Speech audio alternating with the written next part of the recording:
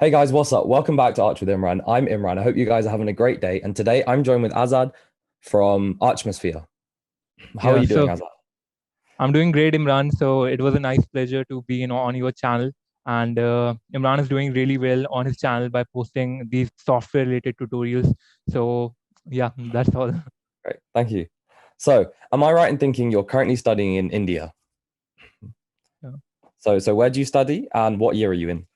So actually, if I talk about my college, it's in India. It's situated in Delhi. So I'm from School of Planning and Architecture, Delhi, and it's like one of the best college that you can get in India. So yeah, Okay, that's about my college. And I'm doing Bachelor of Architecture, and I'm in current seventh semester of fourth year. So yeah, that's okay. about me. So, as you know, in university in the UK, if you bachelor's is only 3 years. So how is the kind of structure of architecture in India if you're doing your fourth year in bachelor's? Yeah. So there's a lot of difference if we talk about different countries. So the structure of India related to architecture goes like this. So for doing architecture, there is like two parts that is divided. So for first part, you can go for Bachelor of Architecture. So after completing your school, you can go for doing Bachelor of Architecture in any university in India, and it will be of 5 years. And the 5 years will be your bachelor's of architecture, and within this 5 year you will be having an internship semester. Sorry. So within this semester, within this 5 year, you will be having one semester which is related to your architecture internship, in which you will be applying your portfolios, and you will be doing internship in a professional firm. So that's how it works. And the second part is optional. Like if you want to do masters in architecture, then you can do masters, and that will come under the second part. So you can do masters in architecture or any related course like landscape design or maybe interiors or maybe urban design. So this is how you can do your masters. And when we talk about getting license in India, you can directly get license of doing practicing architecture just after the first part is completed. So after 5 years of bachelor's, you can get a license. But if you want to specialize in a particular field, then you have to go for masters. So this is the whole structure of Indian architecture education system.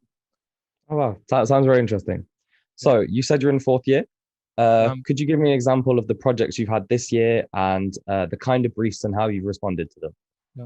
Okay, so if I talk about the project that is given in my college is related, like if I have completed around six, seven project till now, and Okay. if we talk about starting year, so it was mostly about doing handwork, and the brief is more about smaller projects. So if I am talking about first year, it was about designing a playhouse or maybe designing a theater, or it goes like that. And Mhm. talking about the recent project that we did was about community resilience shelter.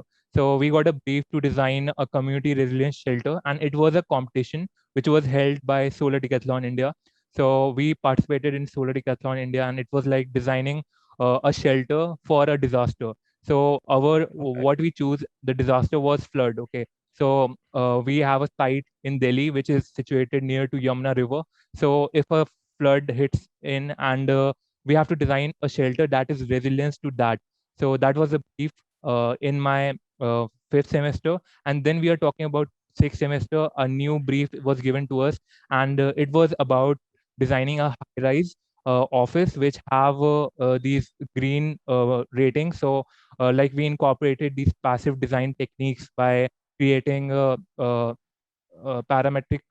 So we approached it by creating parametric facades and implementing some of the passive strategies and cooling strategies that we can use according to the climate of the site.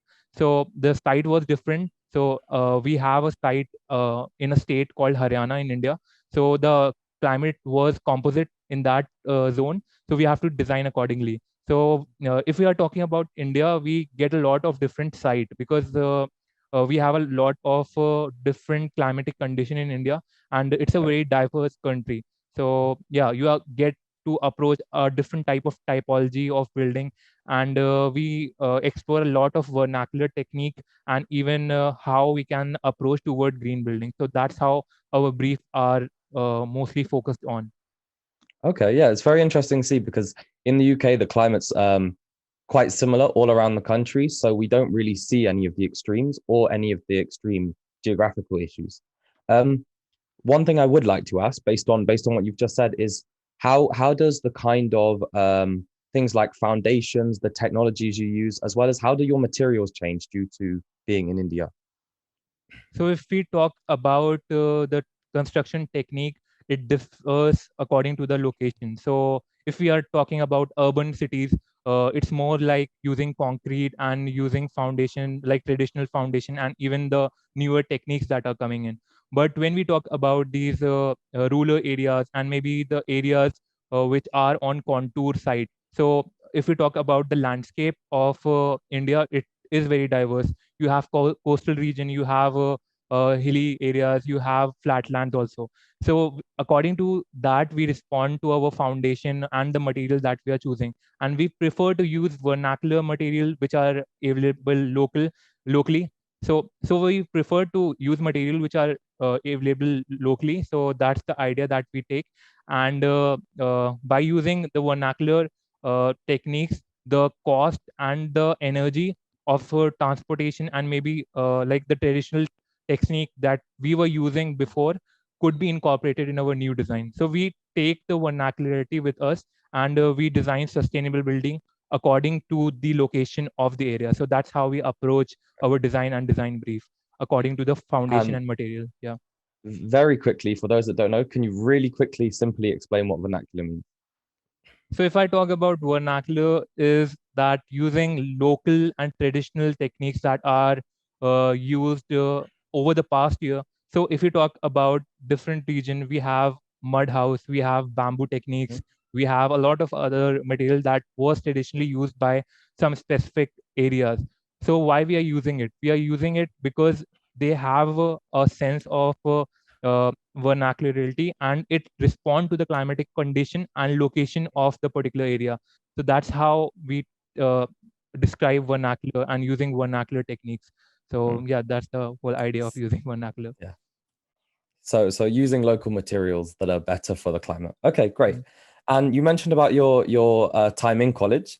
What I'd like to ask is quickly, what kind of softwares do you use to do presentation? What do you do to do your drawings? Give me an example of the kind of softwares you guys use. And are you taught them in uni or do you kind of learn them yourself, like in the UK?